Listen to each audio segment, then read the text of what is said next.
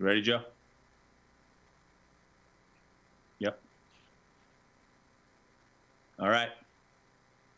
Welcome, everybody. My name is Steve Koudelka, and I'm the coach at University of Lynchburg. We are excited to kind of start a new series. A bunch of coaches who went to school here at Lynchburg and coached here as well. I'm blessed to have a great group of young men and now getting older guys that have come through the ranks. And we all sat down last week and over the last probably 10 days, just talking a lot about lacrosse. And then we thought, hey, why don't we broadcast this to the masses as much as we can? And so we've kind of started. We had Max Serberlicht on Tuesday from Boston University. Max did a great job. We had a couple of issues with the production, as some people might have found out, but at the same time, it was great. And Max did a fantastic job. And so we've kind of reached out to Joe Hutzler, who works here at the University of Lynchburg, is a great person and does a lot with our LHSN group. He does a fantastic job. And so he kind of volunteered on his own to kind of help us spearhead this project that we're trying to do on Tuesdays and Thursdays at noon, where we're going to have different guys talk about different parts of the game, and we'll continue to promote that through our social media platforms and emails and things like that. So without further ado, I'll get past what I wanted to talk about. Brandon Childs, who's now the head coach at York, has been there for several years, was recently the Division III Coach of the Year and has done a fantastic job at Eastern, at York. And is just an awesome instructor of the game. And I think you guys are going to get a lot of knowledge today. He's going to pour at you with a lot of film, a lot of video. Feel free to ask questions throughout this. There's a response or Google form at the bottom of the YouTube link that you can chime in. But I want to thank Joe Hutzler for his help today in LHSN. And Brandon Childs, the floor is yours. Go get him. All right. Thanks a lot, Coach. I just want to start off by thanking Coach Koudelka and Joe both. Just such an awesome opportunity for us to do what a lot of us would be doing otherwise. Watching film most of our hours throughout the day today.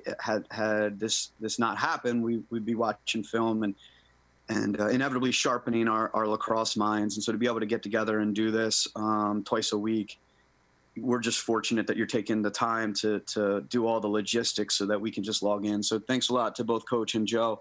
A lot of what I'm going to go over today is from the brain trust of my assistant coaches. So I just want to thank all my assistant coaches, both past and present. Not going to thank you guys by name. There's too many of you, but a lot of what you're going to hear today is not original ideas of mine, but some of my assistants.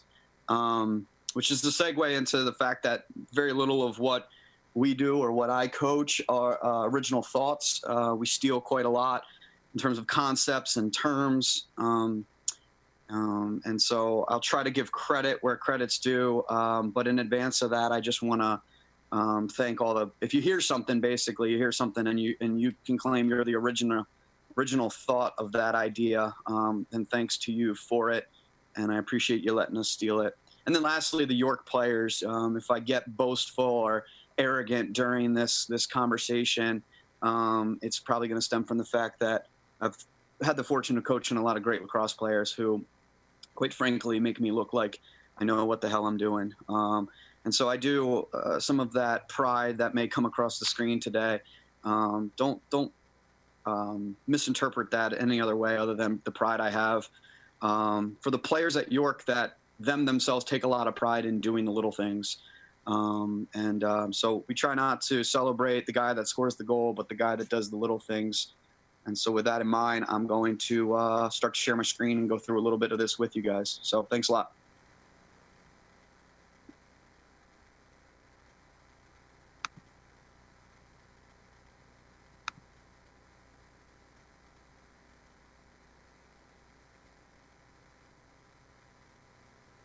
Bear with me for a second here, guys.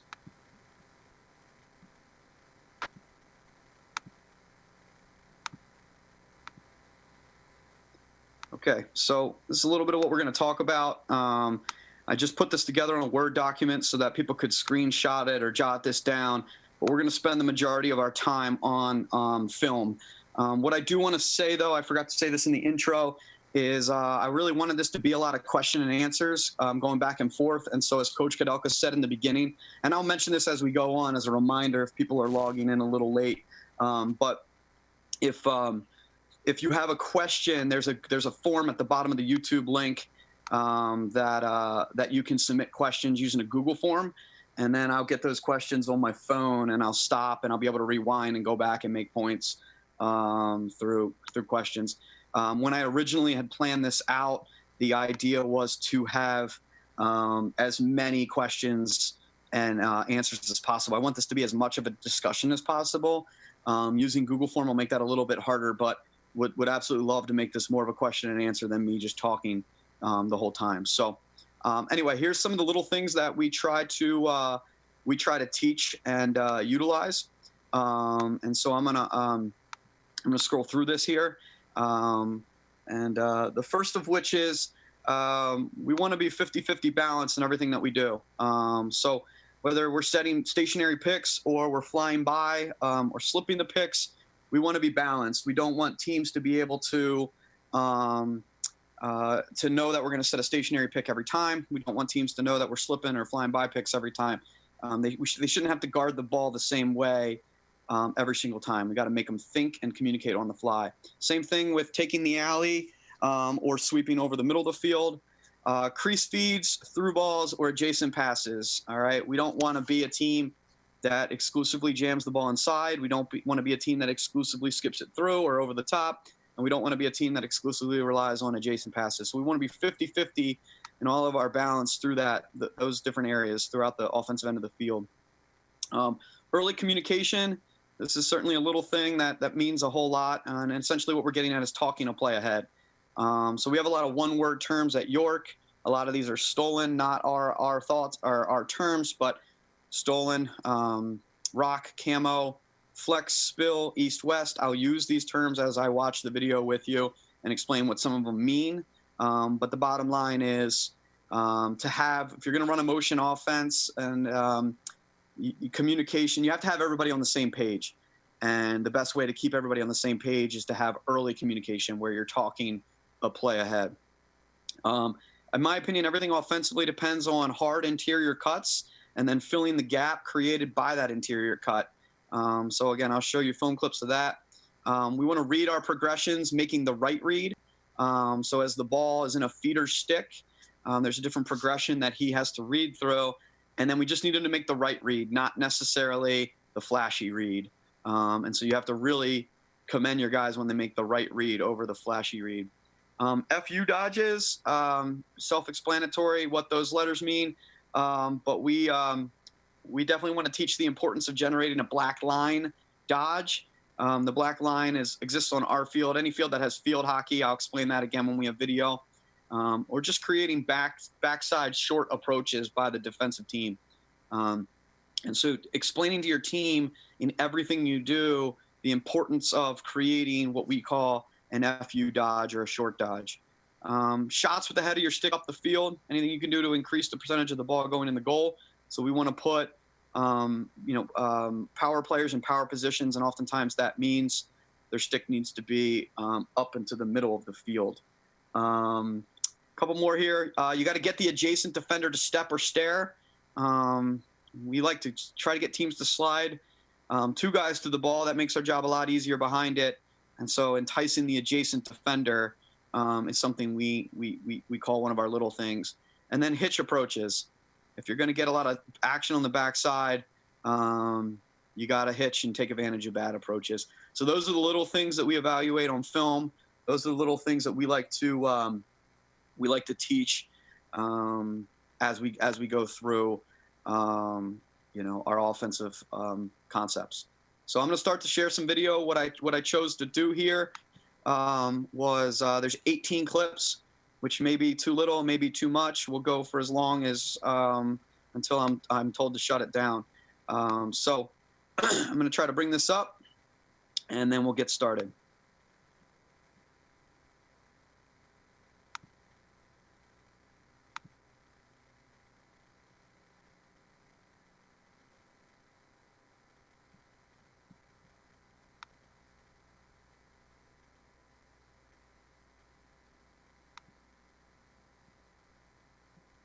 Sorry, guys. Give me 1 second.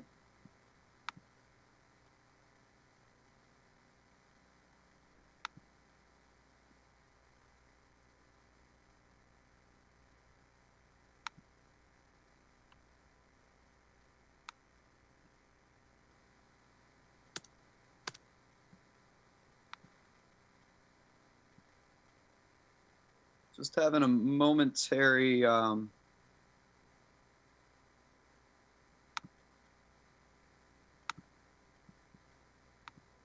right.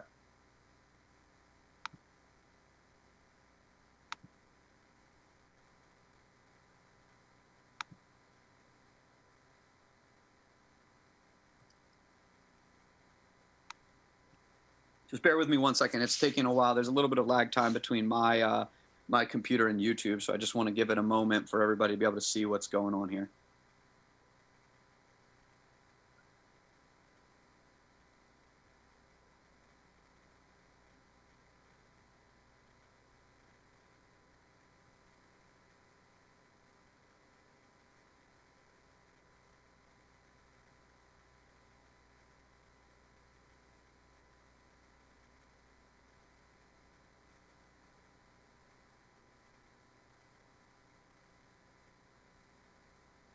Just give me 1 second. I'm just confirming that that my screen has been shared with our host here.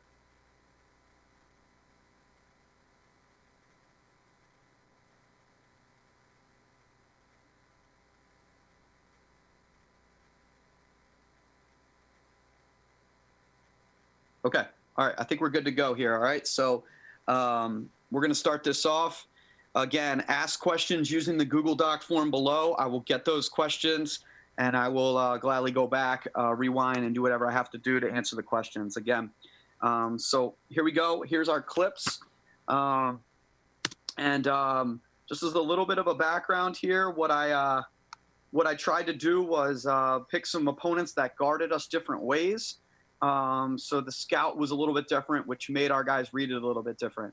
What I'm talking about in this presentation are all the little things that we do, not necessarily the offensive sets that we run. And so I also tried to pick clips of us running different offensive sets. We at York worry less about, are we running a 1-4-1? Are we running an open set? Are we going to big little? And we worry more about the little things that we do within those sets.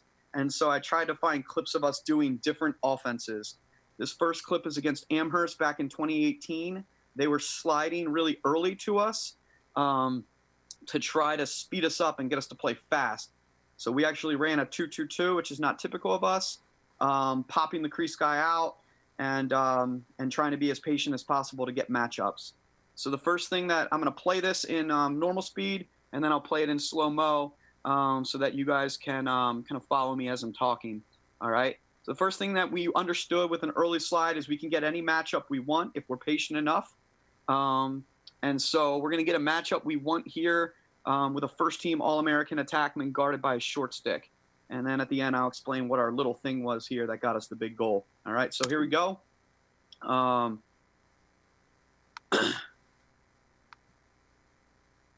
in alley dodge, they slide early. We knew they were sliding early, so we pop.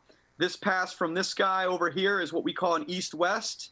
So early communication, we have this guy immediately calling east-west, but before the ball was probably ever even in 34 stick here. We call east-west, we move it, all right? And as we get the ball to the backslide, they recover a short stick, all right, to our first-team All-American attackman, all right? And then this guy, this is the little thing that scores us the big goal, is he attacks the short stick right away. We don't have the guy who gets the short stick pull it out and let everybody know and make everybody aware that we have a short stick on that matchup. We attack it right away so that they're not ready to slide again. So we went from giving them a crease slide to making them slide adjacent here. All right. So as I play this out, I'm going to talk about it as it plays and talk about some of our things. All right. So early slide, 2-2-2. All right. We pop it. All right, gives us this throwback. We got a hard cut from our first-team All-American attackman, which gave them that recovery. And now we're going to attack it again in an open set so that they're not prepared to slide adjacent. All right, so now it's going to play in slow-mo. And when it plays in slow-mo, I'll be able to talk through. So right here on this back side, this strong cut by our leading scorer is going to make them recover their short stick to our leading scorer, and then they bump out.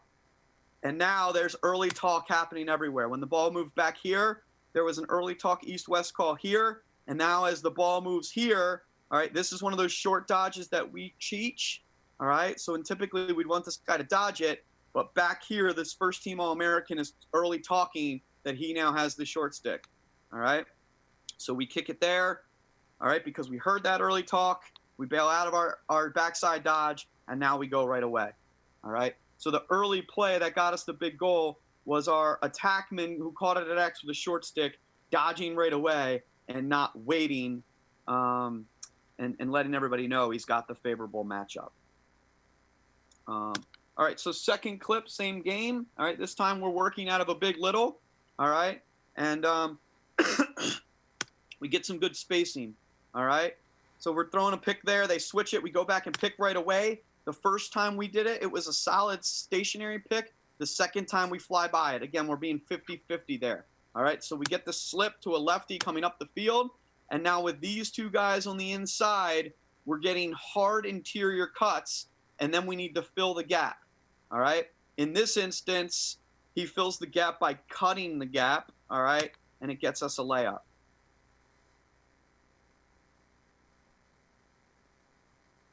Okay. So here we go. All right, stationary pick. No slip or flyby. The next time we do it, we're not going to do it the same way. We never try to do it the same way. We want to be 50-50. So here comes the slip. We get him on it. All right. Now we're getting two interior cuts, which creates a gap for this guy top center. Okay. Our little thing, all right, that's going to score us this big goal is actually this guy over here. Okay. He starts to drift on the clock. That's one thing I haven't mentioned is we talk about our offense as a clock, all right, and we number it on the clock, all right? So right now the ball carrier is at 6. This guy filling the gap is at 12, okay? We're going to drift on the clock right here, which is going to occupy number 6, all right? This will all make sense as we play the other clips out later on. Teams don't want to give us the drift, and so they go with the drift. So when I play this, you'll see this guy moving on the clock makes this defender go with him, which gives us that gap. We're drifting right there. And when we show our team this goal in film, we're going to make a bigger deal about number 1 here, the only All-American not on the field, drifting this space, all right, to create a goal for these guys to pass, all right? Anybody could have scored that goal, all right? So we make a big deal and really promote the guy who was drifting there, number 1 in this clip. So that was the little thing there that scored us the big goal. All right. All right, now we're switching games, okay? This is a different opponent. This opponent, in this instance, we're going to dodge on a wing dodge in an open set, all right? And we feel like this team, the Skyline Report said, they're not going to let us throw forward through X. So we need to get to our spots throwing the ball back on a pull pass. All right, so here we go. We wing dodge it, all right? And we're going to get 2 interior cuts, and you'll see that they're going to chase the fill, all right, leaving us a black line dodge. So now that we're playing on our home field, you can see this black line I'm talking about, and we want all of our backside dodges to happen at this black line or below, all right? And so now as this guy dodges, we get that hard interior cut, all right? And now he throws it back because he generated a slide. And you can see, all right, we're going to get a black line backside dodge here, okay? Now, east-west pass, all right? So any pass that goes north-south at York triggers an east-west pass, okay? This is something I learned from Kyle Hannon, who's the coach at Mercer. These are his terms, not my terms, all right? So we throw back, all right? That's a north-south pass. So this is an east-west pass. Our east-west pass has to happen quicker than their recovery can happen in order for us to get a black line dodge. We don't assume anything, and so we promote early communication. And so number 3 standing here is calling for this ball, all right, by just saying the words east-west before 34 here catches it, okay? And the recovery is a little bit slower, so we just get a step down. We don't even have to dodge it, all right? So now as it plays it in slow-mo, all right, we dodge. Again, it helps that the scouting report is to take away the drift through X. All right, so they're playing with one guy behind the goal here, so they have to go from the inside. All right, and then those two interior cuts creates this black line dodge. The quick east-west that's happening right now is our little thing that got us the big goal.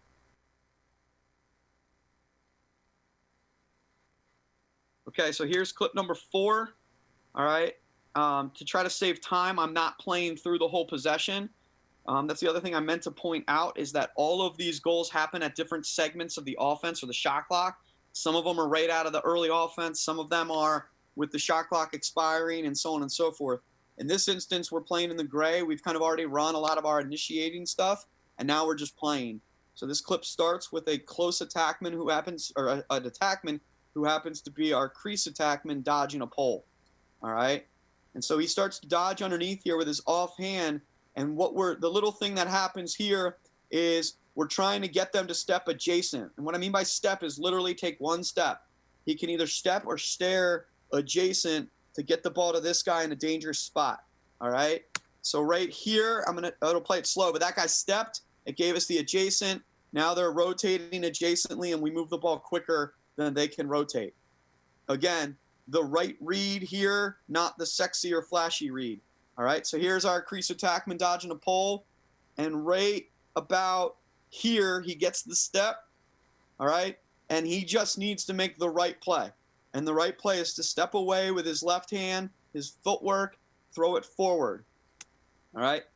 Now, this guy's first thought is to attack. You can see he's catching it ready to come up the field here, but because this guy early talk calls one more, again, inside the black line calls one more, this guy goes from being a dodger to a simple adjacent read, all right? He's not throwing it through. He's not throwing it in. He's throwing it adjacent because that's what they gave us, all right? So the simple play here is early talk here and just taking the step that they gave us on the adjacent on the initial dodge there.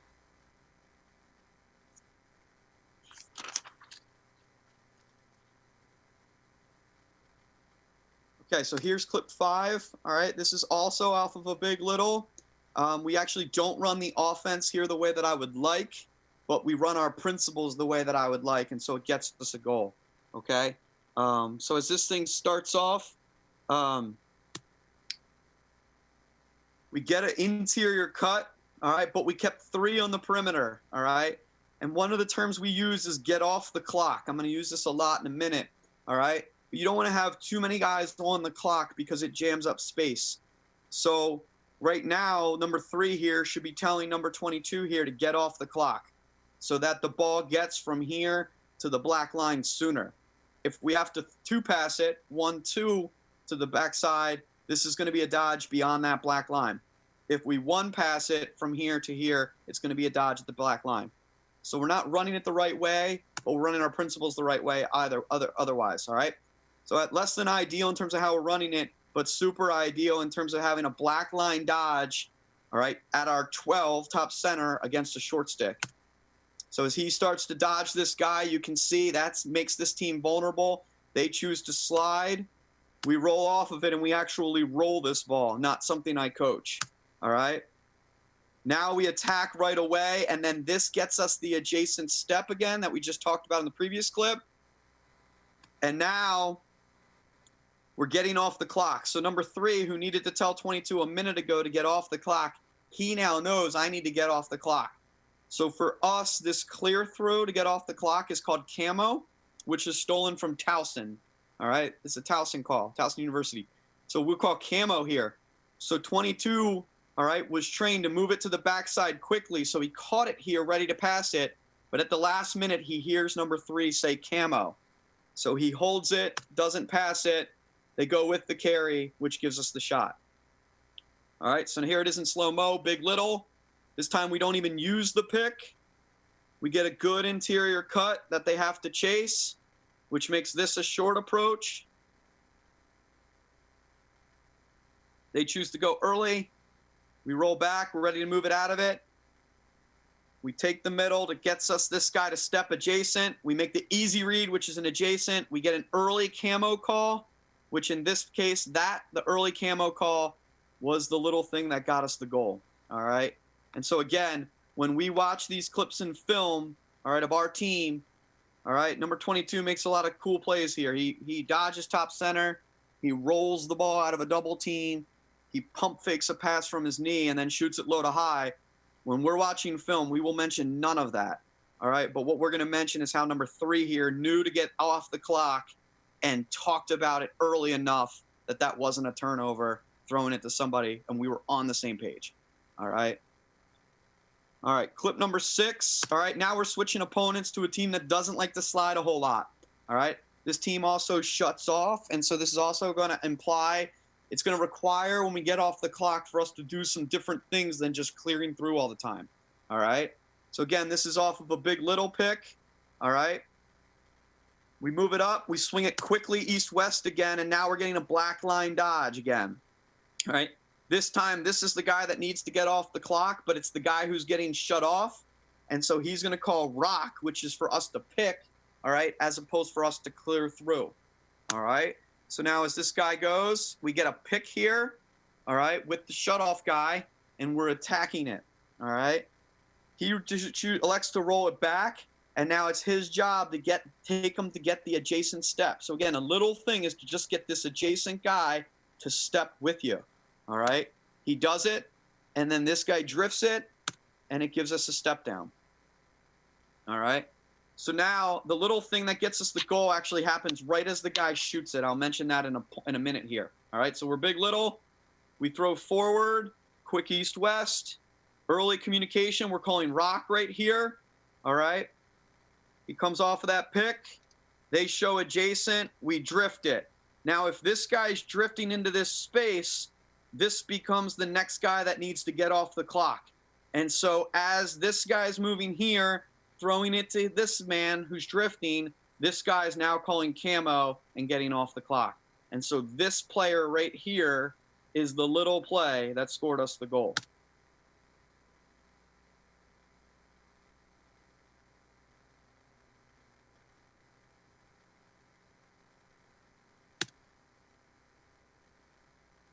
All right, I just want to take a second here while we're in between clips just to remind everybody, if you have any questions, there's a Google form at the bottom of the YouTube video that you can submit questions, all right? I'm already uncomfortable with the amount of talking that I'm doing, so please feel free to ask questions, and I can, and if you have my cell phone number, text me your question. That's cool too. All right, so next clip, same game, same opponent, all right? Same exact offensive set here, okay? So this time the pick's at a little bit better location, right at goal line extended. We like this location for this big little pick. All right. Again, we want to be getting better interior cuts here, so we're not cutting exactly the way that I would like us to. But we do get a very quick east-west pass here, and now we get the same rock pick with the shutoff guy. All right. And so there we go. Gets us that look, and we take it. All right.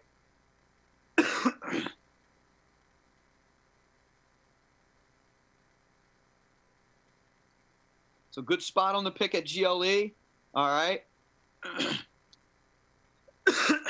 Quick east-west is our first little point here. Got to get that thing quickly. Again, this would be a black line on our field, so we're getting a black line short dodge, and then we're getting a rock pick with the shutoff guy, all right, who's communicating that before the ball even gets passed over. All right, so here we go. Up pick. Second hesitation by the defense. Gets the shooter's hands free, and we place it good spot off sick hip there. All right. So we do have our first question. The question says, do you prefer 2 hard cuts versus 1 to open up east-west pass to the black line dodge? Yeah, I think the more guys that you can cut to different space, the more spacing it's going to open up on the backside. So we want everything to be a 1 pass or 2 pass to the backside. We don't want anything to be a 3 pass. And the less passes to the backside. In a perfect scenario, everything's a 1 pass. And so sending 2 cutters which makes them have a fill. Then that creates an easier one pass to the backside. So again, I would prefer a double cut, but we do have a 1-cut, 2-cut call for those off-ball guys if they see something. So the guy who seems to not want to cut on this video right now for us is 22, and he did a good job in his career of finding a lot of gaps and finding a lot of space. So we didn't coach him into a box and just make him cut all the time. Okay, so this is, sorry, I'm getting another question here.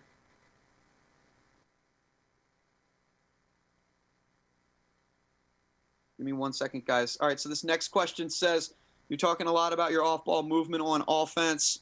Are you teaching drifting, cutting, and moving without the ball for your guys, or breaking it down, or are you just stressing it on the field while playing it on the field? That's a good question.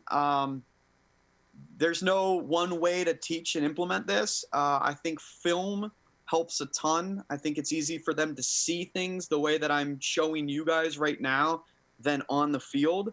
And then the stick work's really important. So it all starts for us with stick work and footwork. So we put our guys in diamonds a lot, and we do a lot of stick work where we're drifting to space, throwing the ball to space, and we're stepping away to clear our hands. I don't think too many high school programs or club programs are teaching throwing the ball to a drifting offensive player. So most of our guys come in pretty green. And if they can do it with their dominant hand, I can almost assure you they can't do it with their offhand. And in order for us to be balanced 50-50, like I've been talking about, we need to be able to do it to both hands. So we do a lot of stick work stuff on air, skeleton out of a diamond. And then we do rep it. What we do, and I'll just use this next clip that I'm about to show as an example of this, but we will put our guys into an offensive set, and we'll put in a line of dodgers, and we'll just rapid fire the read. So if you can see my screen right now, if we were just going to use this image right now, there'd be a whole line of white guys here. All the off-ball guys would stay the same for about 3 reps. And our defensive coach would have 3 different calls for our defenders to guard this 3 different ways. And so now we're getting accustomed to the different reads that they have to make off of a 1-cut or a 2-cut. We call it rapid fire the read. So we're going to rapid fire the way they're defending us, so that no matter how a team defends us in the game, we've practiced it and we've seen it and we've communicated it on the fly. And then film, and more film. Just finding clips of your guys staying on the clock when they shouldn't be, and explaining why they need to get off the clock there. All right. So I do have a couple more questions. One is about feeding the crease. I'm going to get to a couple clips of that in a minute here. So I'll show you guys that. I'll answer those questions when we get there in a minute. So here we go. We'll play this clip. All right. This is the same opponent as the clips before, but a different year. This is the following year, I believe. And this is a little bit of a different look. We're working out of like a 1-4-1 right now. So we have 2 guys on the inside here, and we're dodging this wing. All right. So in this instance, we're not really dodging the way that I would like us to dodge here, but nevertheless, it does us enough to get the adjacent step, which is going to give us a drift. Okay. And so now we got a step here, which makes them go adjacent. All right. And now that they're going adjacent, we're about to get our double interior cut right here and here, which is going to give us a diagonal read or an adjacent read to that east-west. So in this instance, the on-ball, the attacker decides not to skip it and to just make the easy play. So again, as the ball goes up here, we're going to get a quick east-west call from 34 here, which is going to get us a black line dodge. All right. And now he's dodging one of the best defenders in the country. All right. But it's on a short approach. And now we're getting a flex call from our guy off the inside. Our flex call is not a rock pick. It's not a camo clear through, but it's a mirror, all right, where he's going to take the space opposite of the Dodger. So he thought the Dodger was going to take the alley, so he kind of goes up to that space and made the Dodger's decision for him to take the alley. All right.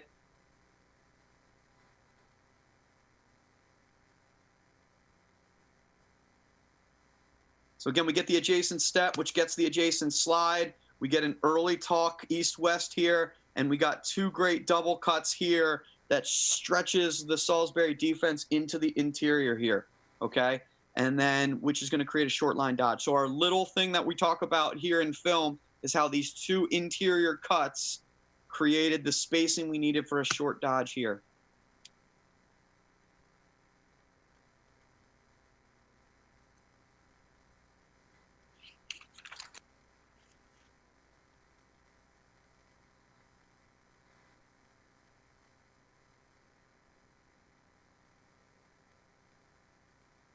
Okay, so here's an interior pass, all right? And again, in order, I think there's a progression in which you need to beat teams, and it kind of happens throughout the course of a game, but it also, because of film and scouting reports, happens throughout a course of a season. So when you watch this on film, it's like, okay, well, they want to do these short dodges, so let's leave the inside open a little bit so that we can lengthen their dodges by approaching the ball outside of that black line. That sounds good in theory, and but if you're not going to do that and you're not going to fill, we can make you pay with the interior cuts. So our dodgers always have to, the read progression should be inside first, through to the skip second, and adjacent third. But you have to read the slide guy, all right? That was a hedge, no go. He just jab stepped it, good read there. So we don't get baited into throwing it adjacent. They have limited ball pressure, so our hands are free to feed it. We get a good double cut. We get a hard cut to the ball, and then we get a scrape to the pipe. So this was the point I made earlier. You don't want to send two cutters to the exact same space so one guy can guard two. You want to send them to separate space, but that both those spaces better be dangerous.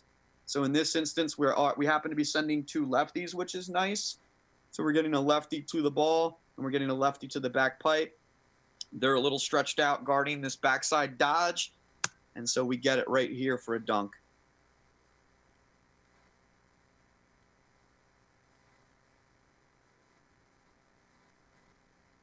So you got to be able to throw it in.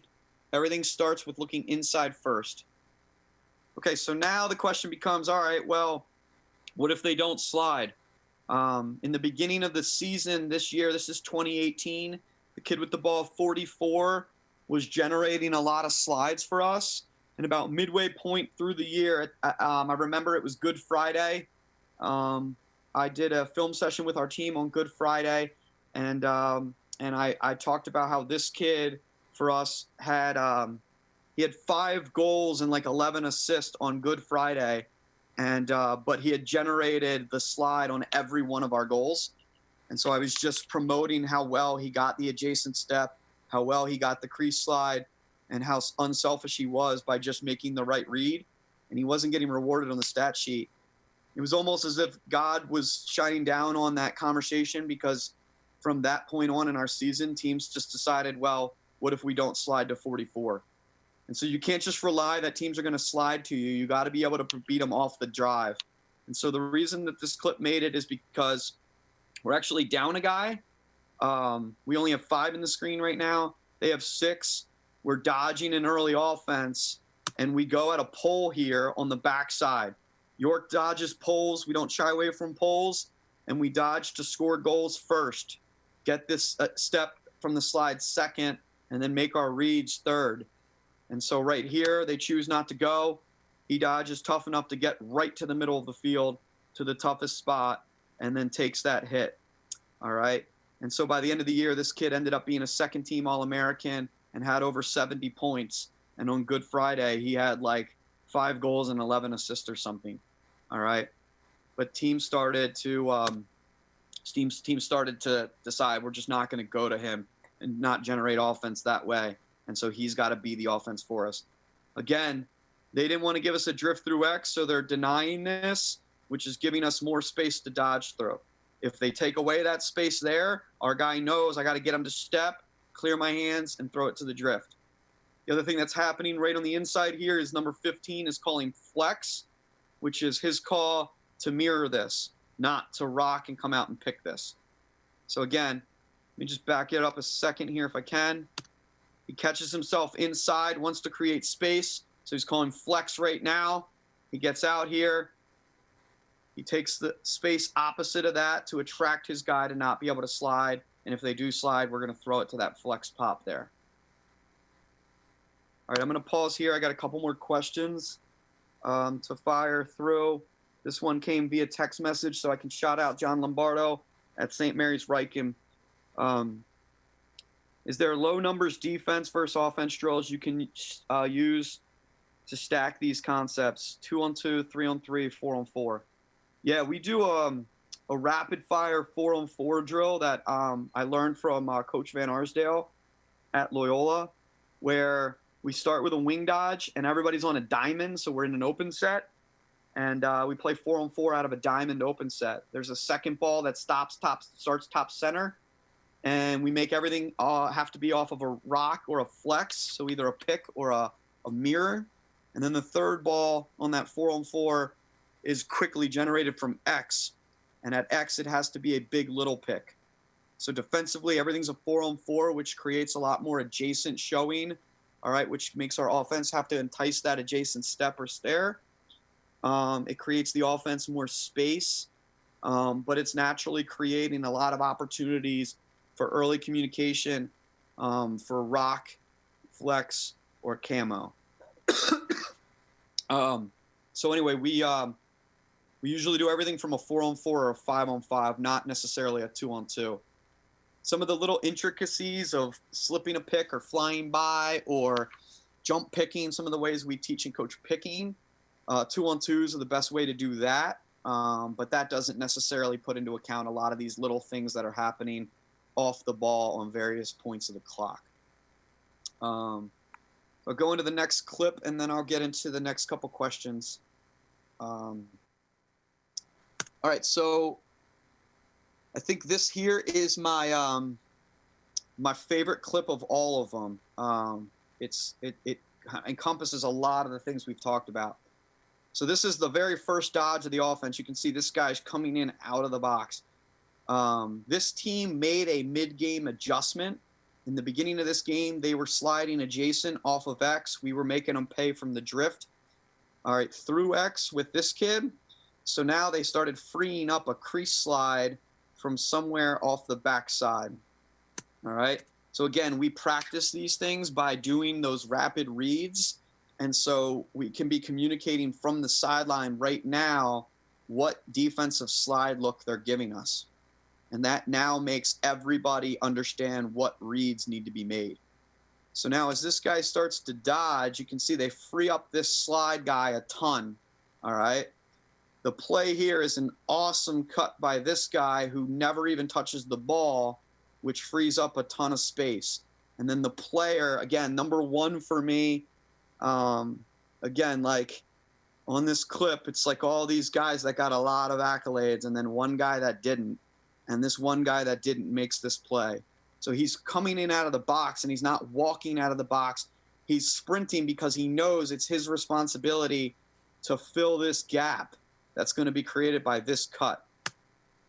So again, we're dodging. I don't even know that I would call what 44 is doing is dodging. He's enticing. So if I back this up, or when we play it in slow-mo, you'll see what I mean. He's not recklessly dodging. He has his head up the entire time. He already sees they freed up a hot guy, so they're going to come. And so it's more about him being ready when they come than trying to dodge to make them come. All right. So there he goes. All right. As that happens, this kid turns and looks. So we get an awesome cut. And then one who's coming out of the box sprints to fill the gap. The feeder sees it all, throws it to the guy who filled the gap. We're actually inside the black line now. And the scouting report in this instance said, let's hitch them. Get an awesome hitch. And now we get that upfield shot. All right. So again, number 22 didn't do anything. He just scores the goal. All right. Number 38 does the cut here that opens up everything. 44 makes the right read. This kid did nothing. He just scored the goal before, which made him not want to slide off of him. And then 44 again, the kid I was talking about, doesn't end up in the stat sheet. He throws a little bit of a pump fake to free his hands, throws it to the guy who generates the space or fills the gap. We hitch to the middle, which gives us the adjacent slide. We make the easy read, which is forward, and then we get a shot with our upfield hand. So it involved a lot of the things that we talk about. All right. Here's the same game. Next clip. This one is us in an open set now sweeping. Okay. So again, we want to be 50-50. So the play before, it's the same player, 44 in the play before, dodged underneath. Now he's going to sweep. The first thing I would point out is he like relentlessly dodges this kid to get the adjacent guy to step. All right. One of these three guys across the top needs to get off the clock, which means this player here and this player here have to be having a conversation. So in this instance, number 22, all right, calls camo and gets off the clock before the ball's even ever thrown over here. But he just knows, all right, that throwing the ball to 33 on a short stick makes more sense than throwing it here or him camoing to throw it to him on a pole. So he camos through early before we ever even pass it, giving it to a first-team All-American on a short stick, all right? But then again, credit to 44 for relentlessly dodging to a spot that entices this guy to feel like he has to go. So boom, kid guards him pretty well, but we just re-dodge him, all right? Get our right shoulder here in on him to the point where he's at a dangerous enough spot on the field that somebody has to go. So naturally right here, he gets that step, and instead of shooting or doing something more than, that would get his name on the stat book, he now throws the ball to a drifting player, all right? Again, going back to the previous question, you have to be able to drift right-handed and left-handed, all right, to play in this offense, because this is now a right-handed player that needs to drift left-handed because we had a left-handed player sweeping, all right? So good step away, throw here to this drift, all right? And now we've got him going adjacent. So now this guy has to be ready. Again, this is a first-team All-American catching the ball, so he's going to garner a little attention from this guy. So now they stare at it adjacent, and now we get a same-side follow to this adjacent slide. So again, the little things as I play this in slow motion, all right? The guys that end up on the stat sheet is 33 here gets the assist, and 28 back here gets the goal, all right? Both of those guys in 2018, the season this clips from, were first-team All-Americans, but I'm here to tell you that this kid 44 and this kid 22 who camos score us the goal, all right? We actually get a good camo right here, too. It's like a flex look here. So he's moving, too, to occupy his guy so they can't crease slide. 22 camos through. We get a drift here. And then this next part, when 28 comes up the same side, is going back to the previous question. Do you teach this through reps or film or whatever else? This is one, the same side on an adjacent slide versus drifting on an adjacent slide is something that I believe can only be taught on film. And it takes time. I remember with this exact player, 28, filling this gap in 2018 in the season opener. I think he had one goal, and it was because he didn't take advantage of same side against the adjacent. He was drifting every single time into a team that was prepared for it. And so if they start thinking they're going to drift every time, then this defenseman here is going to hang out here and meet you on that drift. And so you have to read that, and over time watching film, you start to learn same side as the look. All right, so let me just back this up, play it through. This is a pretty goal.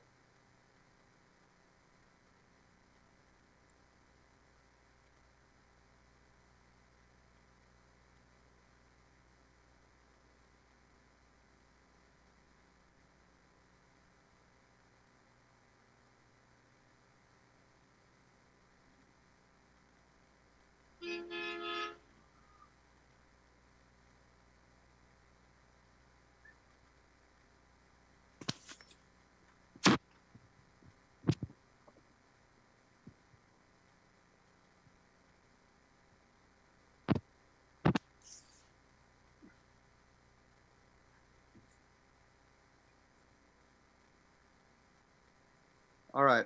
So I have a couple more questions here. This one also comes from text, so I can shout him out. Dylan Hoff from Gettysburg. He asked the question, how much do you do as positionless offense and how much is set on who goes where based on players' skill sets. We worked really hard to make it positionless. What we want to do is be really good at what we call the gray area. So teams might scout us as they're going to run, this next clip's like a 100 stack look, we call it. So they're going to run a stack offense, or they're going to run a 2-2-2, or they're going to run a 1-4, or they're going to run an open or a big little. We don't want to try to out scheme them. We want to out execute them. And so a lot of that execution comes from playing in the gray, and you're just going to naturally end up on parts of the field. The longer the possession goes, the more open a lot of this stuff becomes. And so the longer the possession goes, the more likely you're going to end up on a spot on the field that you're uncomfortable. And so it's more about, I guess I would say it's positionless. In the clip before where I showed number 33 drifting to his left hand, that's not necessarily where we want him drifting, but we want to do as much stick work as humanly possible. We want to get that guy out on his own, shooting as much as possible, so that he can make the play that we need him to make when he's not necessarily in his power position. Now, with that being said, we want our guys on the field, all 6 of them, to understand where each of our players are most comfortable and where their power positions are, so that they can kind of communicate to one another, hey, it makes sense for me to camo here, or it makes sense to single cut here, not double cut here, or, I've got the short stick who's shutting off, so I'm going to play him, I'm going to move to X here so that I can be the drift, knowing that that's going to give us a rollback. Like, we want to be having those kinds of conversations so that we can try to put our players in the best spot based on how they're guarding us, but we don't want to be robotic. We don't want to be a team that the other team can watch us on film and say, this guy's going to move here so that this guy can move here, so that this guy can move here, so that this guy can shoot it from this exact spot on the field. We don't want to be that team, so we try to make it as positionless as possible. So I hope that answers your question, Dylan. The next clip here, guys, is out of a completely different offense, but you'll see we get back into all the same little principles, all right? So this is that same game. We're in a little bit of a stack look here, where we're dodging top center, all right? And we're just kind of flexing and mirroring this slide. So again, this team's going early to us. We got a good step there, all right? So a couple little things that are going to happen here. We throw back with our offhand, so that's a right-handed player who was definitely scouted as being righty. I know that.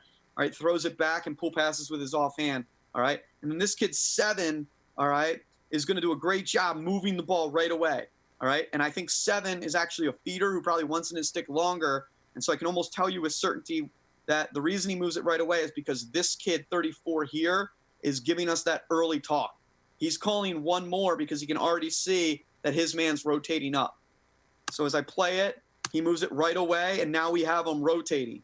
And then again, this guy could just step in and shoot it, all right? I'm telling you, 34 likes to shoot it. But again, this kid, who actually is like a 5th or 6th attackman at this point in the season, calls one more again.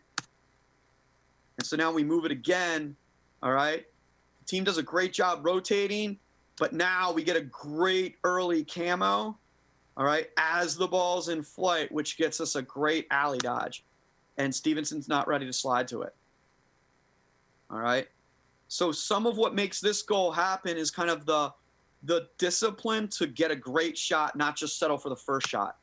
So I love what's happening right here. I think this is a shot 9 out of 10 times, but because we don't settle and shoot, again, this is a right-handed player, so he doesn't settle and shoot this. He's capable of shooting that lefty. He just moves it because he called one more, okay?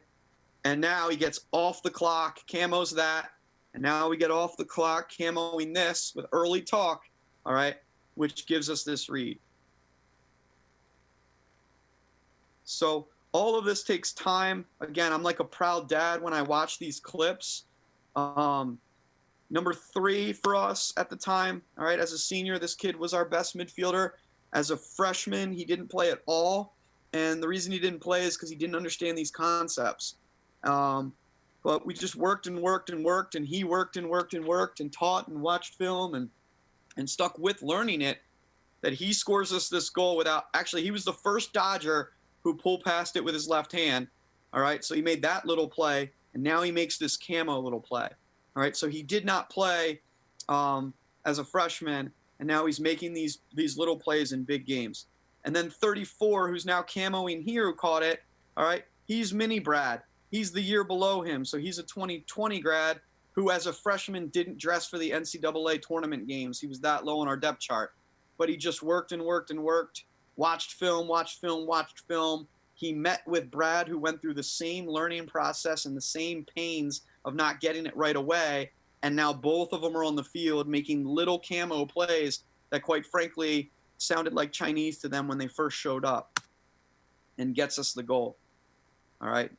Again, neither of them show up in the stat book. This is an unassisted goal by number 7, but 3's early talk and the camo gets us the goal.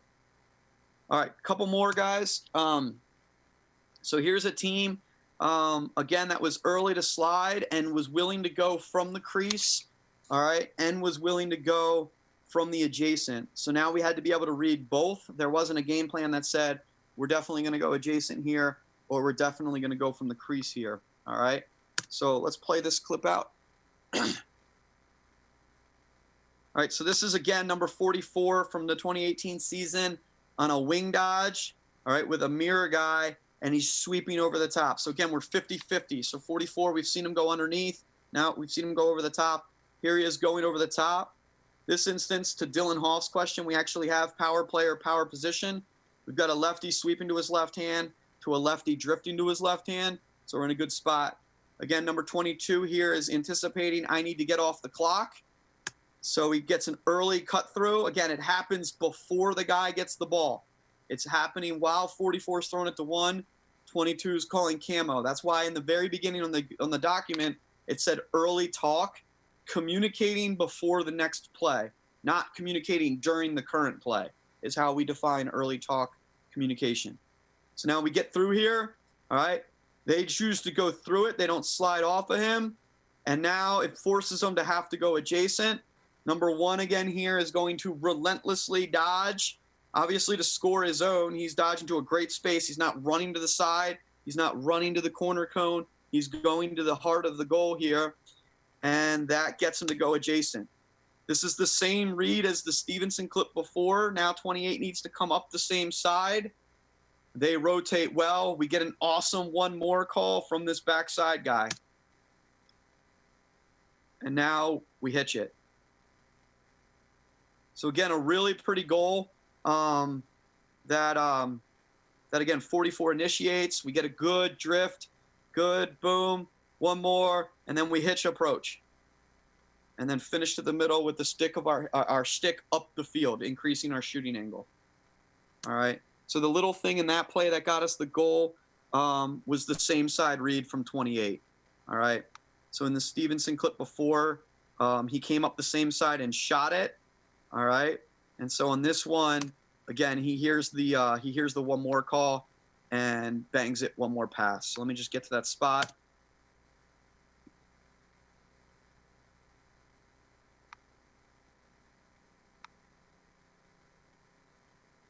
So here we go again. This is live, but boom, 28 is going to come same side. And instead of just trying to get his own, he sees the rotation, calls one more. Unselfish lacrosse, gets us a goal. All right, I'm going to take a question here. It says, you mentioned focusing on the principles of offense. What are those for your team? A lot of the principles of what I'm talking about are a lot of the things that I'm talking about, these small things like a quick east-west pass is what I would consider one of our principles. So I guess the devil's in the detail here. Like we don't like to think of ourselves as a fast team. I think a lot of people like to think of us as slow and boring. We don't like to think of ourselves as slow and boring. But I guess what I would say is I don't think of principles in that regard of we're going to be fast or we're going to attack. It's just kind of these little things like hitching approaches, getting the head of our stick up the field when we shoot the ball, enticing the drift with like a relentless dodge to the adjacent defender. Those are kind of what I mean by the principles of our offense. It's the little details that end up creating a lot of space for it. Is this more chaos offense instead of more structured offense? is it more reactive than running a play? And the answer to that is yes. It is 100% more read and react than it is structure. We pretty much live in the world of read and react. Again, this is a presentation put on by the coach of York, so it's a lot of York goals. I'll be more than happy to get back on here and do it with us messing this up and showing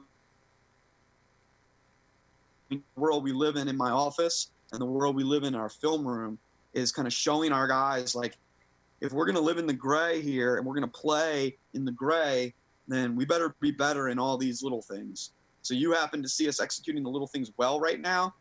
There's thousands and thousands of clips from this same season of us not doing that well. So we show a lot of that in film. But again, we don't want to run structured offense. We want to play in the gray, as we call it. All right. The next question says, do you adjust your offense based on the amount of time on the shot clock? Yes, we do. And it's more or less kind of adjusting. Max, who presented the other day from BU, talked about sliding in first gear, second gear, third gear, fourth gear, or fifth gear. I think that principle kind of applies to us offensively with the shot clock. Our dodging kind of goes from first or second gear to third or fourth gear. And our decision making and reads and the chances we take go from first or second gear to third or fourth gear. We had toyed around about running set plays when the shot clock wound down, but we came to learn that we're harder to guard when we're in the unknown than when we're in the known. And set plays put us in the known. And so teams would scout it, know what's coming, and then take it away as the clock was winding down. And so we started to work on kind of adjusting our mentality in terms of our decision making and kind of amping the gear up, I guess you could say, stealing this completely from Max at Boston University, then changing exactly what we do because of the shot clock. So a little bit of a yes and no answer to that question. The next question says, how do you teach or coach the communication aspect and get your guys to communicate enough offensively? I guess every coach kind of has some of their non-negotiables, things that you're willing to scream and yell at your guys about, willing to put them on the line and make them run a sprint or do a push-up for. I think communicating on the offensive end is one of those for me. I would recommend encouraging it by really promoting it as opposed to trying to get it by making them run or punishing them into it. But you got to do what you got to do. I think the best way to teach communication is using film. So a lot of nonverbal communications happened on this film that I haven't talked about. But again, you can tell by the way guys are moving if you know your team and whether they're talking or not. The play earlier where the kid went to one knee and was ready to throw it to the next guy, but he had called camo, and then he just stepped up and shot it. That's a perfect example of knowing that the right call was made. That was a communication thing that we got right. And so when you catch that on film, you got to really commend the player who communicated. Kids, everybody, all age groups, my generation, my parents' generation, the generation we're coaching right now, and the generation of my kids at home, all want to be encouraged and all want praise. So the more that you can praise them for their communication, the more they will communicate. All right. I'll play a couple more clips, then I'll get back into some of these questions here in a minute. All right.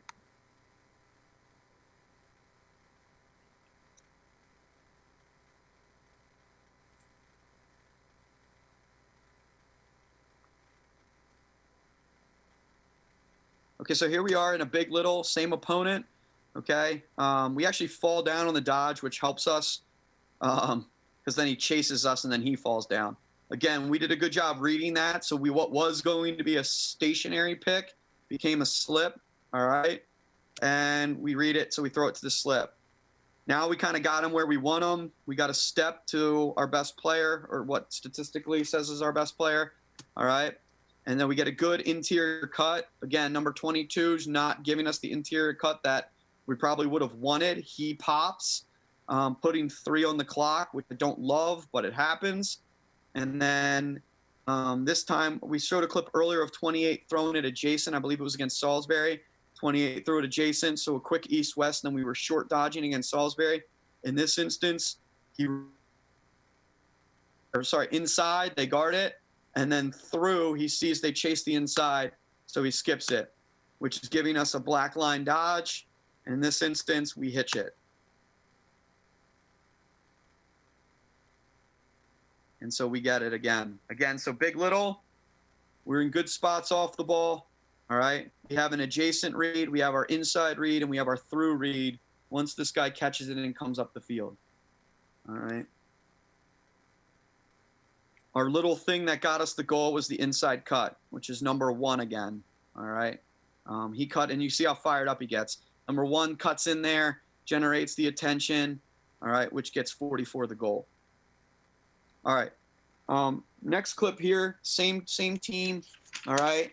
I really like this clip because number 1 here does a good job of showing the other 5 guys what the defensive scouting report was, which is early slide, make them make passes. Okay. So you can't see him right now on the screen, but he'll pop in here in a second. But number 1 dodges like, pretty unaggressively, pretty dull dodge there. But he knows they're sliding early. And so doing this, he's kind of telling everybody else like, hey, they're coming early here.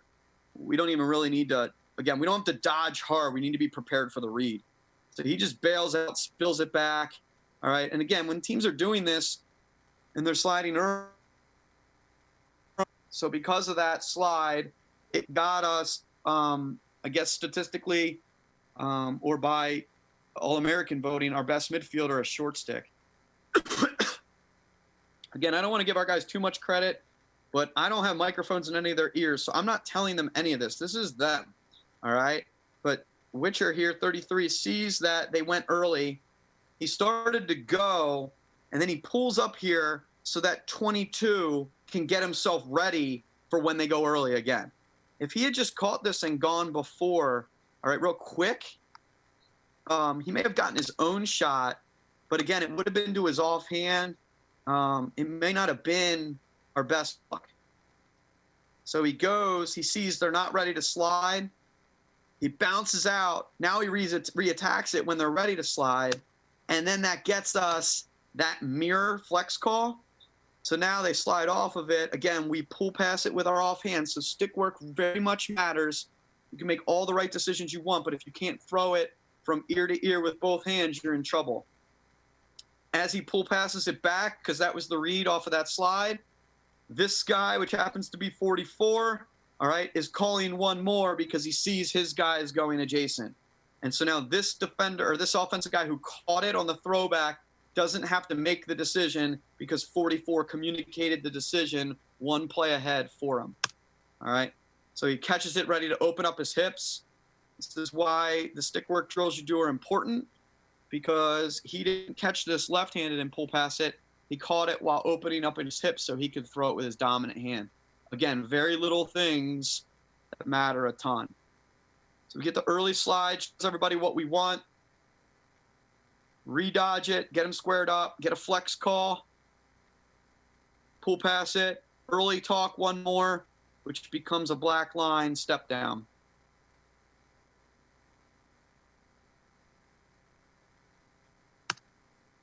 All right, here's a question from Brian Churchney at Perkiomen Valley High School. All right. It says, hey, Coach, had a young team last year that needed a lot of structure and lowered IQ. When you have a young team, offense IQ, how often practice do you guys work on drifting and the other team's concepts in 3v3, 4-on-4, et cetera, versus 6-on-6 to develop their offensive IQ? Yeah, we do everything in kind of parts of the whole. So we'll take like just the offensive guys. And the other thing that we do, going back to Dylan Hoff's question, is we make all of our attackmen. So like, I'll just use the clip that's on the screen right now. We will just put all the offensive guys in 6 lines, and we'll just do it out of this open set because this is the clip that's here, but we could do it out of that stack set that we showed earlier. We'll do it out of anything.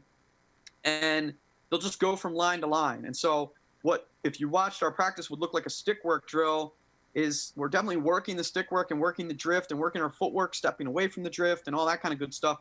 But we're also kind of skeleton repping our offense and our offensive movements. So it gives a little structure to what seems as there's no structure and would really help a younger team. So what I'm getting at is we have a line of players, attackmen and middies here, a line of attackmen and middies here, a line of attackmen and middies here, and so on and so forth. We'll play this out. All right. Double cut. We get a drift. We fill a gap. And then I blow it dead and I'll say next 6 guys in, everybody else go to a different line. And then we do it again. And so you're creating structure of doing the little things that then they ultimately end up just doing second nature on their own communication on the field, rather than, because you've told them when this guy dodges here, you have to go there so that this guy can go there. You're trying not to get to there. You're trying to rep it as much as possible that they start to understand where the spaces are that they need to fill and that anybody can fill it. Next question I have here is, do you initiate a set piece to play into the gray, or do you just look to attack the best matchup as fast as possible? We used to run a lot of set pieces at York, and if they worked, great. If not, it made the defense switch things and so on and so forth, which got you matchups. Once the shot clock came into play, I just felt like there wasn't enough time to do it, and so we've really done away with that. Haven't run a lot of set pieces, kind of as part of offensive progression. We'll have kind of an offensive formation, whether in this it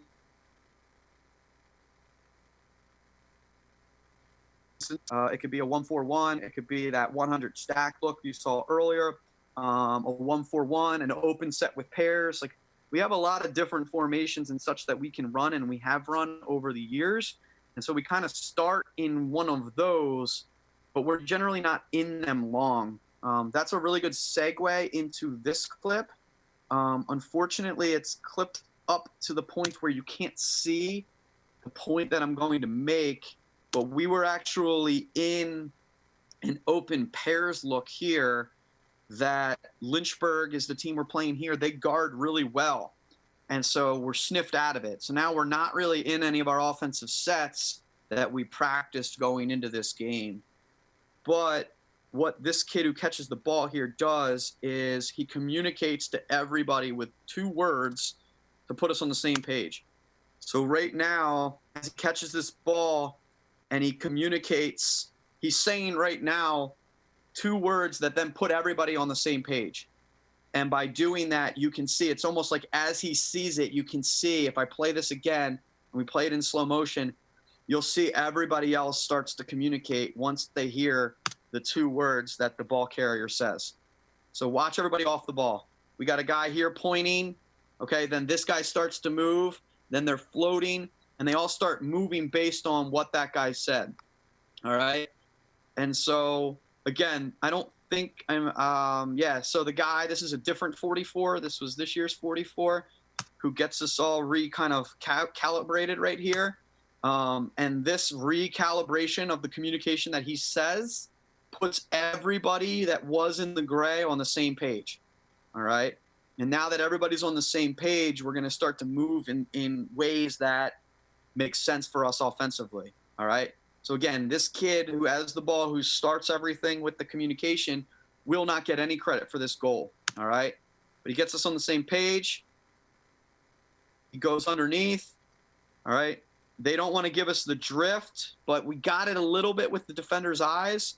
So this attackman does a good job reading the back of his head, all right? So he starts to step up the field, which gives us just enough. Like, we got just enough of a step there. Get his own, which this kid gets in this game, all right? Or could be, hands are free to feed it, all right? Again, the little thing that got the play was 44 recalibrating us there with that communication. But this is one of the best cuts York had in the short-lived 2020 season from this player, number 4 here. All right, he really cut hard. All right, they fill the cut. That kid scored a bunch of goals for us this year, so you have to honor that cut. And then we do a good job filling the gap. So we get the cut we need, we get the gap fill we need, which gets us the step down. All right, so here we go. 44 recalibrates us. We go underneath. 14 does a good job getting this up the field on the drift there. We get a great cut. They chase it. We fill the gap, and we're inside that black line for a step down overhand shot. All right. Again, 14 gets the assist. 15 gets the goal. 44, who initiated the dodge and recalibrated us, doesn't end up in the stat sheet. And number 4, who had the hard crease cut, doesn't end up in the stat sheet. So again, little things gets 15, a big goal. All right. All right. This next one's the last clip that I've got for you guys. Same game. The first point of this clip is to be 50-50. So this is out of that pairs look that I talked about. So we've got number 22 here, who's an attackman, being covered by what I think is Lynchburg's best cover defenseman. We can come up here and make him a hot guy here as a pair. And then we've got pair over here with their LSM and our other midi with a short stick. All right. And then we have a pair on the pipes with our 2 attackmen. All right.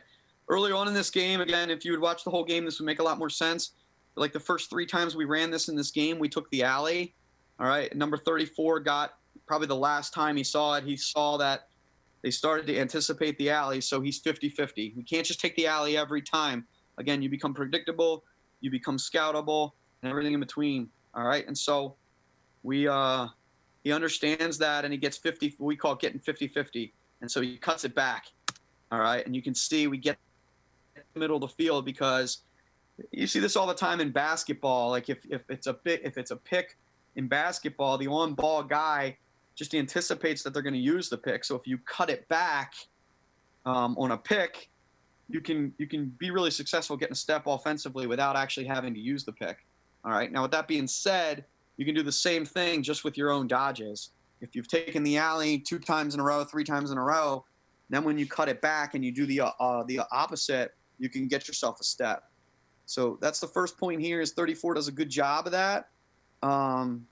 Understanding, all right, I've taken the alley, I'm cutting this one back. We got to be 50-50. We got to be balanced with how we dodge. All right. So boom, he cuts it back. On this backside action here, we get a really good, we get an average cut from 15 here. I like that he cut. I don't like how he cuts. I wish that he was cutting harder and down in here. All right. This is something that RIT does really, really well. That puts a lot of teams in trouble.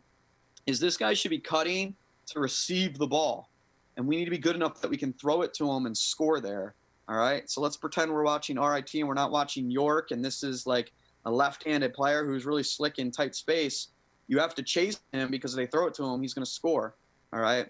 But again, we need this guy to be more dangerous with this cut, like number 4 was in the clip before. He kind of goes with him, hedges it pretty good. I like how this defenseman from Lynchburg played it. I like how this defenseman's playing it. But this guy steps, all right, which gives us the adjacent, and then this guy drifts, which gives us the black line dodge we want. Again, overhand, good shot. Nothing flashy about it, just finding the space. So again, 50-50, cut it back. We get a good hard cut there, all right, and then that gets us that step down. So again, some of the things that I would say is it doesn't really matter. What you guys saw there was us running open sets. You saw us running, you saw us running open sets. You saw us running 100 stack look. You saw us running a 1-4-1. You saw us running big little. I mean, you saw us doing a lot of things from like a scheme standpoint, but what we're doing within it all kind of remains the same. And so, like I said, we try our best not to try to. We don't want to spend a ton of time changing our offense. We want to spend a lot of time with our chemistry and cohesion within the little things within our offense. So I'm going to get back into my phone here and check out a couple more questions before we get rolling.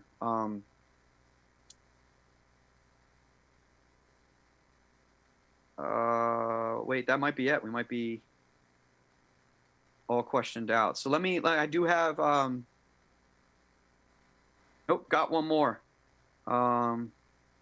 This is from my man, Andy Sinclair at Randolph College.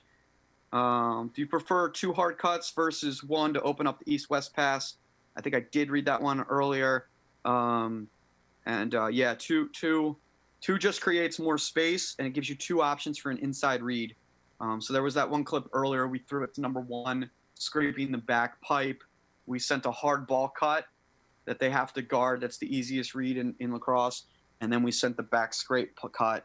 And so 2 makes them have to guard 2 on the inside. You just have to make sure that they cut to dangerous spots and not the same spot. You don't want 2 guys getting guarded by 1 fill, or your slide is now deemed worthless. All right. So again, feel free to, oh, here's one more. What are 3 things you look for when recruiting offensive players to York?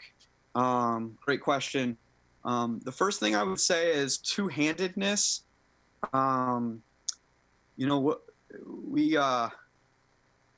so much of being balanced in terms of that 50-50, being able to take the alley or sweep, depends on your confidence with either hand, and be able to make plays with either hand. And then when you get slid to, in particular, adjacent, you know, I think most kids, if they get slid to adjacent to their dominant hand, they can make that play in due time, but to their offhand, it's a really tough play. So the more two-handed a high school player is for us, the more comfortable they're going to be when they get slid to, and the quicker it's going to get moved out of their stick. And obviously, the quicker it gets out of their stick, the more likely we're going to get one of those FU dodges on that black line on the backside. So quickness when you're slid to, in terms of moving the ball, or your ability to feed it as quick as possible to the read, whether it be inside to the adjacent or to the through, all depends on your stick skills first. So I think stick skills is the first one. Your ability to like read a defense and react. So a guy who just throws the ball inside, you know, you'll see these really good attackmen in high school that can beat a guy, but because the defenses in high school aren't great, they just jam it inside to a crease feed finish. If we see a kid doing that, we got to watch him enough to see him play against a team that takes away the crease feed to see if they're willing to throw it through or can see it through. And then if they can, you know, then they become recruitable. We can't just have, you know, what we call crease jams. All right. We don't want to be a crease jamming team, exclusively a crease jamming team.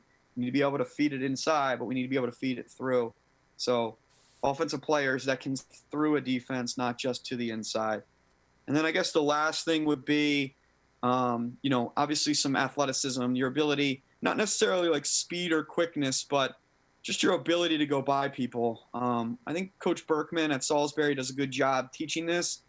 And so we always have the good fortune of having to defend it. But Salisbury does a good job of getting by you, not necessarily, you know, running past you. And so when we're recruiting offensive players, you know, can they run past people? Are they quick enough to do it? Do they change speeds? Do they change direction? And if yes, then that's great. If no, well, can they get by you? And the kid 22 that I was showing a lot of these clips for us was a great player for us. You know, never quick, never fast, definitely get by you. And so those would be the 3 things I would say that we look for the most in recruiting. Another question just came in that said, are your attack and midfield lines running together in practice to build cohesiveness, or are you mixing up the lines? That's a great question. It's something that I think is like a non-negotiable for me. We run with our attack and our midfield lines together as much as possible in the spring season. So there's one exception, one caveat to that I will explain in a minute. But yes, so much of what we're trying to do and get good at is the communication and the understanding of what the next play is.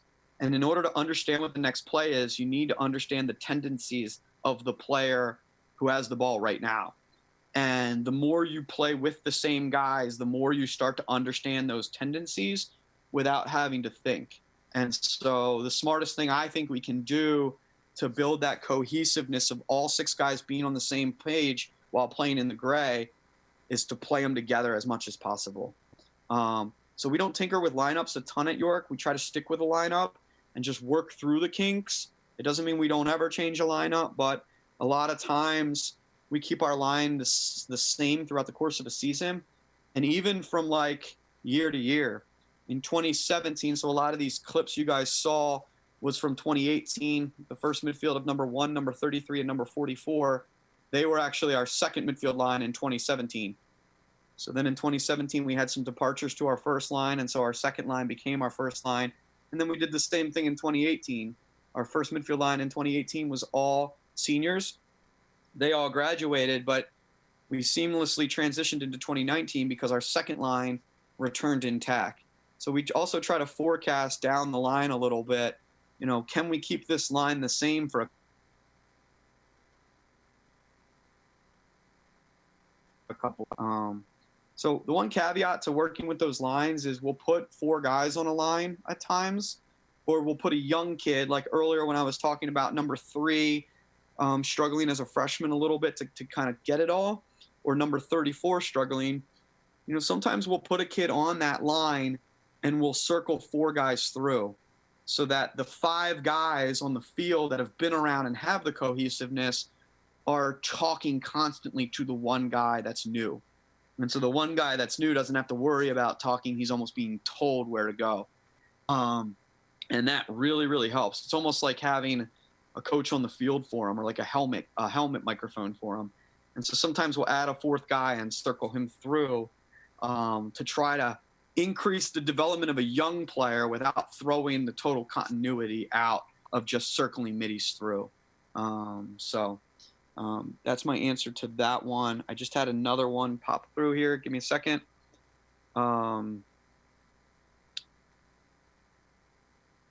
Would have been the most difficult defensive game plans or schemes to break down, defend your plan A, etc.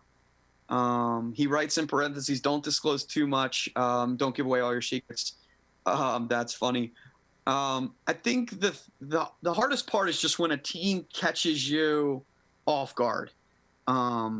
So there comes a time early in the season where a team does something from a scouting standpoint that maybe you haven't practiced or you weren't prepared for. And so now on the fly, your guys are totally, or I should say our guys, I guess, are totally capable of making the right play. You just have to regroup them. And we're not basketball coaches with like 25 timeouts. And so now at this point, you're at the mercy of communicating kind of on the fly to your team when they're coming off the field. So you got to tell your first midfield line, like, hey, when you guys go back in there, this is where they're sliding from, and this is how they're sliding. So this is what our read progression needs to be. And then you got to be like, go in there and make sure Thomas knows and tell him to echo it to Brendan and Hunter. So you're kind of like winging it on the fly. That's the thing that's been the hardest for us, is when teams kind of slide us in a way that maybe we weren't prepared for. And then as the year goes on, by the end of the season, we've pretty much seen everything and practiced against everything. And so we're much better prepared to face it on the fly because we can kind of communicate it to them earlier.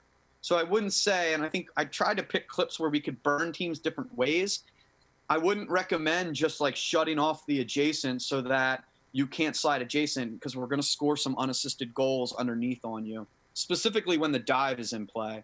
I wouldn't necessarily, free up a hot guy from the far side and just slide from the crease, because then our double cuts are going to stretch your fills a lot. And I wouldn't necessarily say, double polling or shutting off, because, we're going to pick on wherever your short stick is and wherever your shutoff guy is and make them have to do stuff that maybe you didn't cover in your scouting report. So I don't know. I don't want to sound arrogant or anything, but I feel like by not changing our offense a lot over the course of the year, or not changing our personnel, it allows us to say, hey, if a team shuts us off, then we're going to do this. If a team extends adjacent, then we're going to do this. If a team slides really early, then we're going to do this. If they're doubling and staying on the slide, then we're going to do this.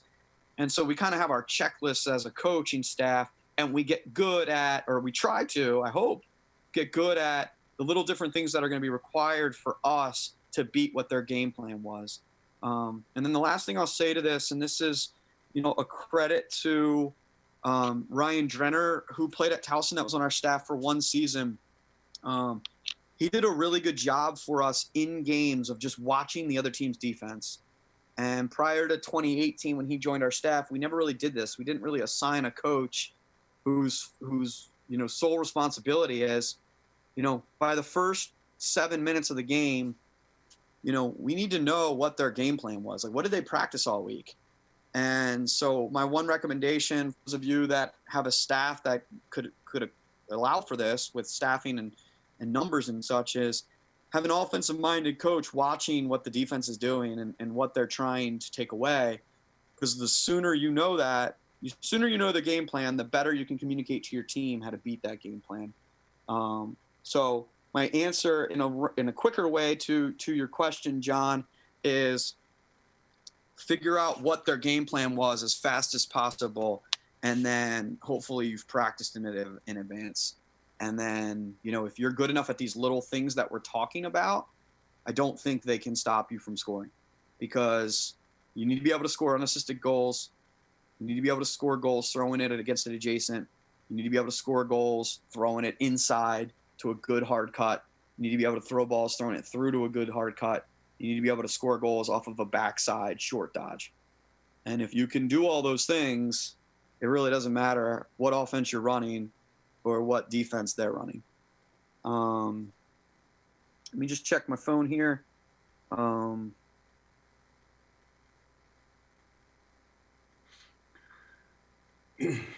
How do you rep single, double cuts in order for guys to gain cohesiveness?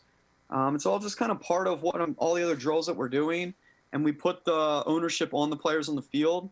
I tell my guys all the time, I don't really care whether you're necessarily doing the right thing that I would have wanted, as long as all 6 of you know what you're doing. It's very similar to that defensive concept, is you can slide from the wrong guy as long as the other 5 guys know who's going and who's the 2 and who the fills are.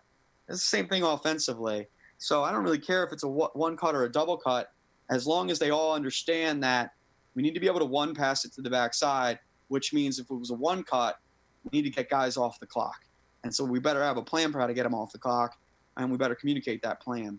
So again, letting them take ownership of it in practice is important. You don't want to micromanage them and do all of the talking for them. And so letting them kind of mess it up in practice, and then showing them how they messed it up on practice and the importance of it. I wish in retrospect for this, I had showed you some clips of us doing it poorly. We have a guy on our team who right now in 2020, who arguably is one of our best offensive players, but he's so smart that he lives in the gray all the time, but he's smarter than the other 5 guys. So he does a lot of assuming that the other 5 guys know what he's thinking, because he has a really high IQ. And so sometimes his high IQ actually is a detriment to us, because he ends up doing things off the script sometimes without communicating it well enough. And so again, whether it's a one cut or a 2 cut and how we practice it, it doesn't necessarily matter to me. I think I prefer double cuts, but if they have good rationale as to why it's a single cut, and they communicated it and they execute it well, kind of in the aftermath of that single cut, then that's fine with me too. So let me just take this film down real quick. Give me 1 second here. And I have a couple things at the end that I thought were pretty important that I put down on paper. So give me 1 second here. And then we can wrap this up. I don't know if I've gone too long.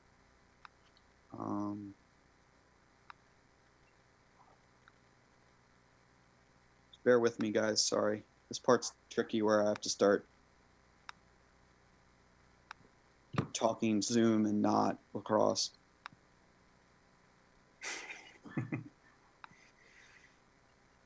Okay. Coach Koudelka, I can hear you. Can you see my screen now? Yes. Okay, so you can read these words? Yes. Okay.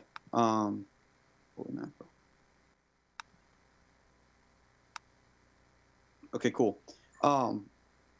So I was worried about not having enough questions, and so I threw this down at the end. I just want to make sure I address all of it. A lot of this might have been repetitive from the questions that have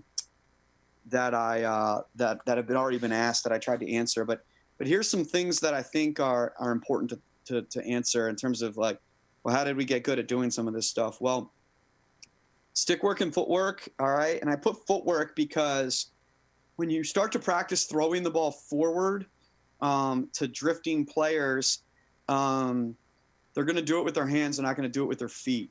but you actually have to step away. If you watched a York practice and a kid tried to throw the ball forward and the defender got a check on his hands and it went out of bounds, you would hear some serious foul language amongst our team, communicating to that guy to step away. There's two things you can't do at a York practice. You can't stand right up on the defensive end. You have to sit down in a posture that makes you athletic, and you need to step away when you clear your hands to throw a pass. If you don't do those two things, your teammates will hold you accountable, pretty severely at a York practice. Shooting drills, I put it in quotes because to us, they're like implementing little things drills, but our players think they're doing a shooting drill. So we'll put a drill together and we'll call it like, diamond shooting or something. It always ends with shooting so that our players think they're just shooting. But what we're actually doing is a drill that teaches all the movements, reads, and then all of that early talk.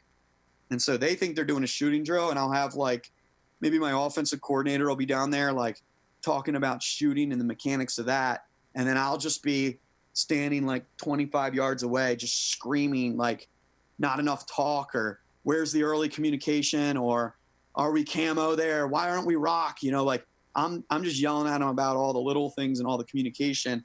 And I'm letting my offensive coordinator talk to them about shooting. And then we call it a shooting drill so that we're kind of like, brainwashing them into the early movements we want and the reads we want and the early talk that we want.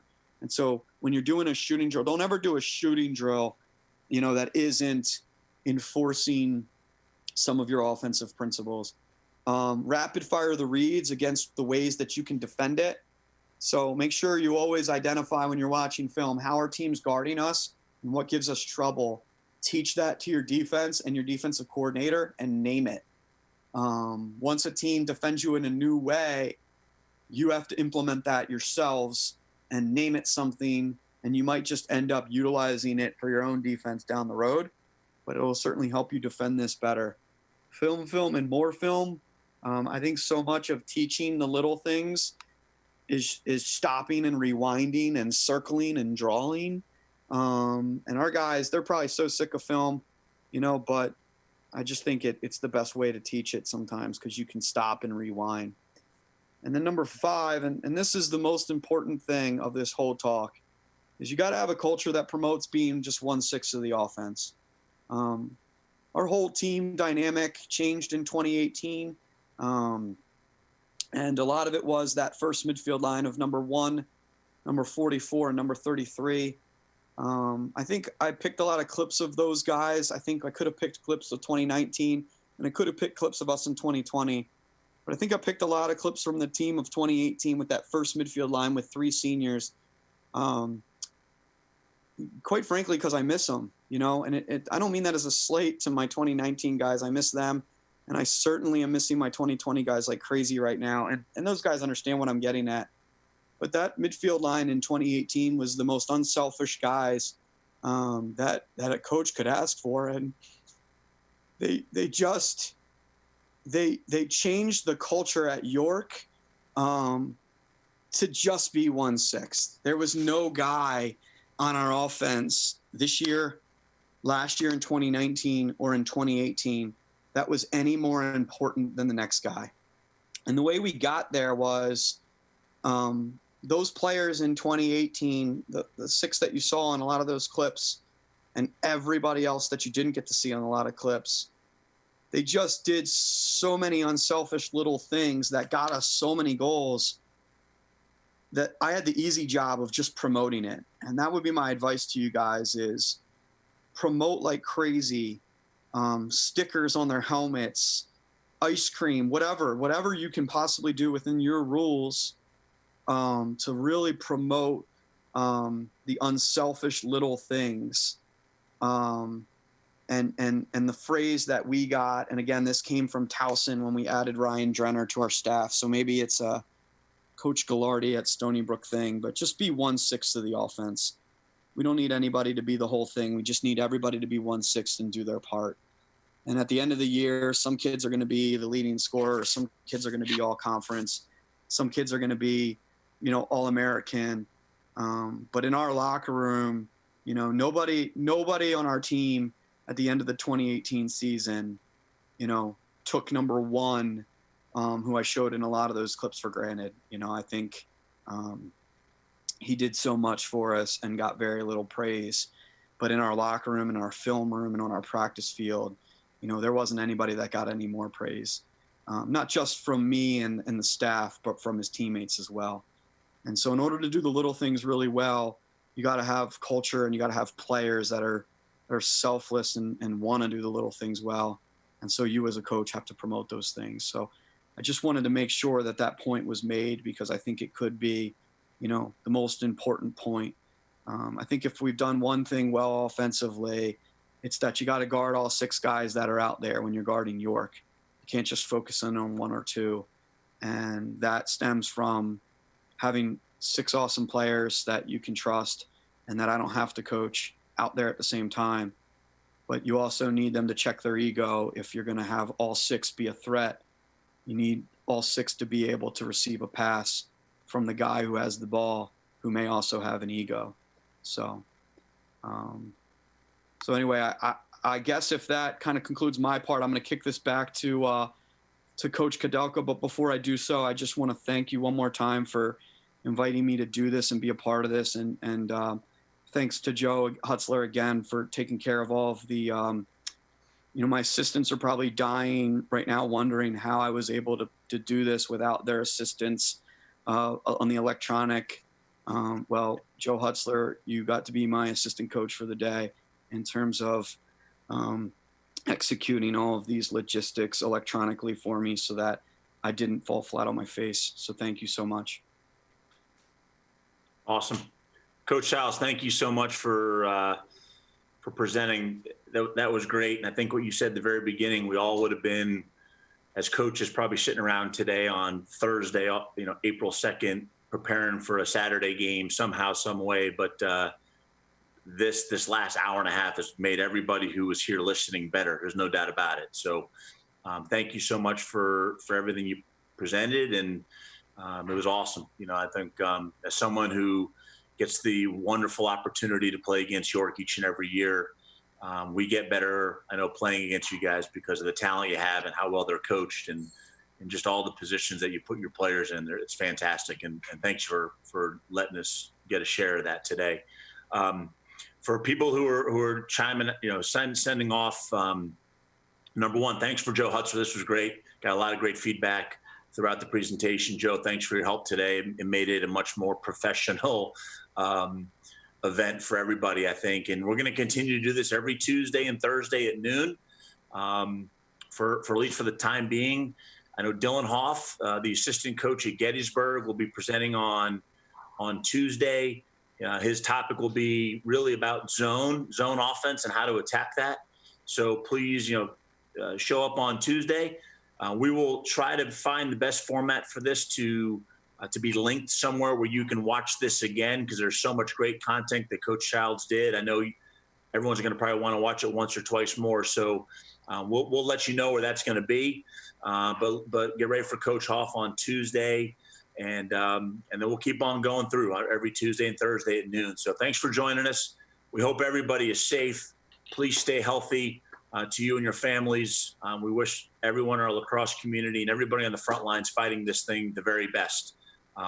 We can't say that enough. So stay healthy, be safe. We look forward to seeing everybody again on Tuesday. Thank you so much.